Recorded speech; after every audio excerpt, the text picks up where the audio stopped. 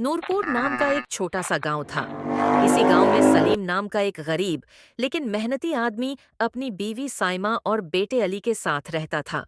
सलीम एक मजदूर था जो गांव के बड़े सेठ इस्लम के यहाँ सामान उठाने का काम करता था। अब बारिश का मौसम आ चुका था और आहिस्ता आहिस्ता बारिश ने अपना खौफनाक रूप दिखाना शुरू कर दिया था। कुछ दिनों से गांव में बारिश का कहर बहुत ज्यादा बढ़ गया था। इसी दौरान एक रात बहुत ज्यादा बारिश हो रही है। देखो, अली सर्दी के मारे बुरी तरह कांप रहा है। अगर हमने कुछ न किया तो ये बारिश और सर्दी हमारी जान ले लेंगी। तुम ठीक कह रही हो साइमा। ये बारिश रखने का नाम ही नहीं ले रही। ऊपर से हमारी झोंपड़ी की छत भी टपक रही है। सलीम, कुछ तो करो। हमारा बेटा इस तरह सर्दी में कांप रहा है। मुझसे उसका दर्द देखा नहीं जा रहा। साइमा, मैं अभी कुछ करता हूं। मैं अभी आग जला देता हूं, क्योंकि अगर हमने आग न जलाई तो हम ये रात नहीं गुजार पाएंगे।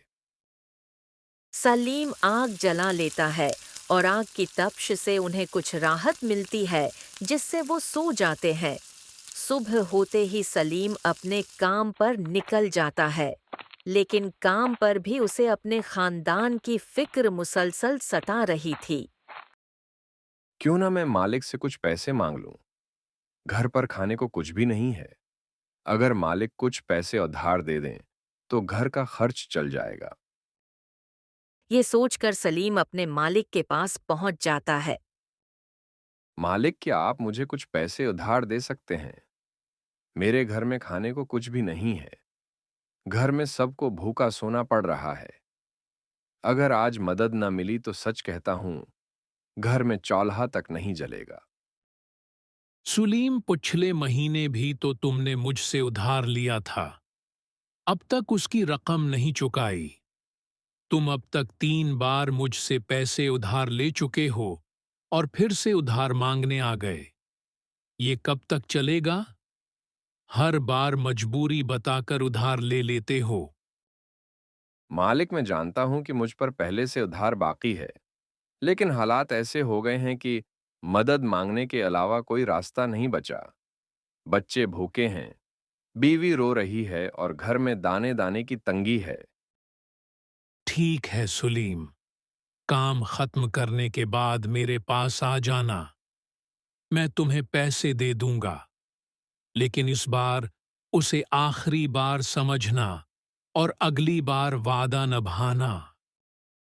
सलीम जल्दी से अपना काम खत्म करता है और सेठ जी से पैसे लेकर राशन लेने चला जाता है। जैसे ही सलीम राशन की दुकान पर पहुंचता है, वहां कुछ लोग आपस में बातें कर रहे होते हैं। अहमद भाई, आपने सुना कि इस बार बारिश कुछ ज्यादा ही खौफनाक होगी। हाँ फारूक भाई, मैंने भी यही सुना है।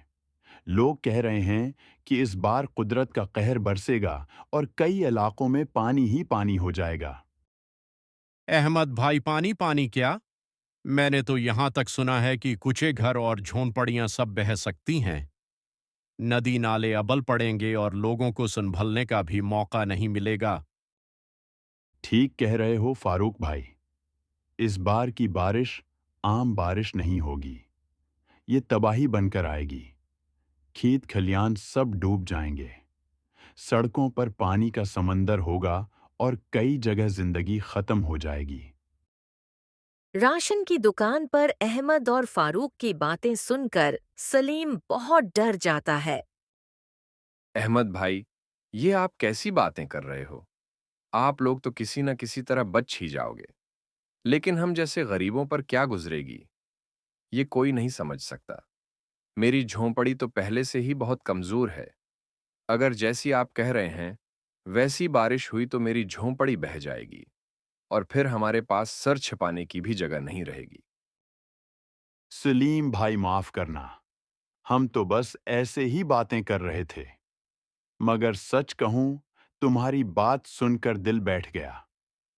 वाकई जब ये बारिश कहर बनकर टूटेगी तो सबसे ज्यादा मुसीबत गरीबों पर ही आएगी। हाँ सलीम भाई, हमारे पास तो पक्के मकान हैं, महफूज जगह है, लेकिन तुम्हारी झोंपड़ी ही तुम्हारा सब कुछ है। बस एक तेज हुआ का झोंका और सब खत्म। ये सोचकर ही रूह कांप जाती है। आप लोग तो बैठकर सिर्फ बातें कर सकते हो, मगर हमारी सोचो, जिन्हें आज के खाने के लिए भी सोचना पड़ता है। ठीक कह रहे हो सलीम भाई, इंसान की सबसे बड़ी कमजोरी उसका पीठ होता है। चलो जो भी हो, तुम बताओ तुम्हें क्या लेना है। बस मुझे थोड़ा आटा दे दो भाई। घर में बच्चे भूख से परेशान हैं। बारिश की फिक्र बाद में करेंगे। पहले उनके लिए 2 वक्त की रोटी का इंतजाम करना है। सलीम राशन की दुकान से आटा लेकर अपने घर लौट आता है। साइमा, तुमने सुना? आज की रात बहुत खतरनाक होने वाली है। मौसम वालों ने खबरदार किया है कि इस बार की बारिश बहुत तेज होगी। हवाएं आंधी बन सकती हैं। सलीम, मुझे भी डर लग रहा है। पिछली बार भी बारिश में छत टपकने लगी थी और इस बार तो हालात और भी खराब हैं। देखो साइमा, हम परेशान होकर कुछ नहीं कर सकते। अभी उस पर बाद में सोचेंगे। इस वक्त मेरा पेट खाली है, और जब पेट खाली होता है तो दिमाग ठीक से काम नहीं करता। तो पहले खाना लगाओ, फिर बैठकर इस मसले का हल निकालेंगे। दोनों खाना खाकर लेट जाते हैं। ऐसे ही देखते देखते कुछ दिन गुजर जाते हैं और फिर एक रात जब सलीम और उसकी बीवी साइमा सो रहे होते हैं, तभी बाहर आसमान पर काले बादल छा जाते हैं। ठंडी हवाएं सनसनी पैदा करती हैं।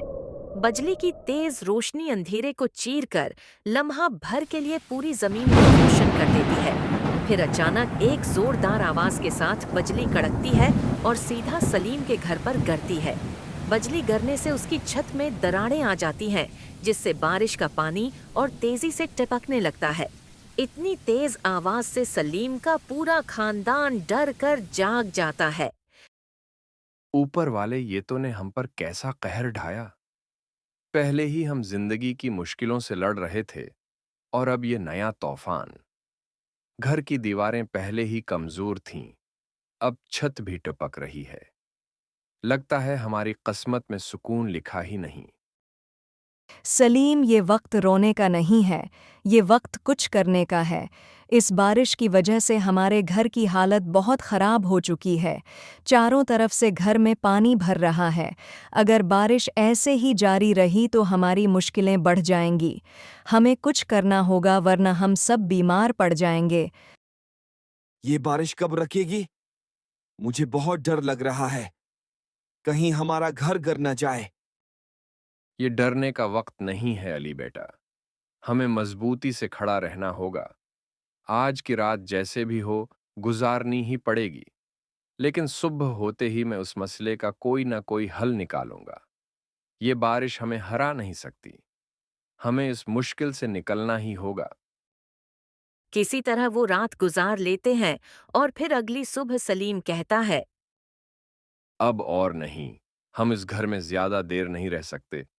छत टपक रही है, दीवारें कमजोर हो चुकी हैं। अगर बारिश तेज हुई तो ये घर किसी भी वक्त गिर सकता है। हमें यहाँ से निकलना होगा। तुम बिल्कुल ठीक कह रही हो साइमा। अब यहाँ एक लम्हा भी रखना खतरनाक है, लेकिन हमें जाने से पहले ये देखना होगा कि बाहर हालात कैसे हैं। मुझे सर छिपाने के लिए कोई जगह ढूंढनी होगी। मैं बाहर जाकर देखता हूं कि कोई मदद मिल सकती है या नहीं। सलीम बाहर निकलता है और जब गांव की मस्जिद के पास पहुंचता है तो देखता है कि वहां एक अमीर आदमी कंबल बांट रहा है। सलीम भी कंबल लेने चला जाता है। सीठ जी, मैं बहुत गरीब हूं। मुझ पर मुसीबत टूट पड़ी है। कल रात की बारिश ने मेरी झोंपड़ी तबाह कर दी है। मेरे पास रहने की जगह नहीं है। मेरा बच्चा सर्दी से कांप रहा है। मेरी मदद करें। भाई फिक्र न करो, अल्लाह ने हमें बहुत दिया है, और अगर ये दूसरों के काम ना आए तो क्या फायदा। लो दो नहीं 3 कंबल ले जाओ। सलीम कंबल लेकर घर आ जाता है। फिर दोनों मियां बीवी मेहनत से अपना घर ठीक करते हैं, लेकिन इसी दौरान सेठ इस्लम आ जाता है और कर्ज मांगता है और जमीन हथियाने की धमकी देता है। साइमा अपने सोने के कड़े बेचने का मशूरा देती है और सलीम मजबूरन उन्हें बेचकर कर्ज चुका देता है। मगर सेठ एक नई साजिश करता है और गांव में अफवाह फैला देता है कि सलीम मनहूस है। गांव वाले सलीम को निकाल देते हैं। सलीम अपनी बीवी और बच्चे के साथ जंगल चला जाता है, जहां वो दरख्त पर घर बना लेता है। दूसरी तरफ गांव सैलाब में डूब जाता है और सब लोग मजबूर होकर जंगल आते हैं और सलीम से मदद मांगते हैं। सलीम सबको मुआफ कर देता है और उन्हें पुनाह देता है। साइमा ने भी सलीम का साथ दिया और सबके लिए खाने का इंतजाम किया। अली छोटे बच्चों के साथ खेलने लगा, जिससे माहौल में थोड़ी खुशी फैल गई। सलीम ने सबको दरख्तों पर महफूज जगहें बनाने का तरीका सिखाया ताकि वो सैलाब से बच सकें। कुछ दिनों बाद जब पानी उतर गया तो गांव वाले अपनी गलती पर शर्मिंदा थे। उन्होंने सलीम से माफ़ी मांगी और वादा किया कि अब वो कभी किसी गरीब को हकीर नहीं समझेंगे। सलीम ने मुस्कुरा कर कहा, हम सब एक दूसरे के सहारे हैं, यही इंसानियत है। इस वाक़ये के बाद नूरपुर के लोगों के दिल बदल गए और वो एक दूसरे के साथ मोहब्बत और हमदर्दी से रहने लगे।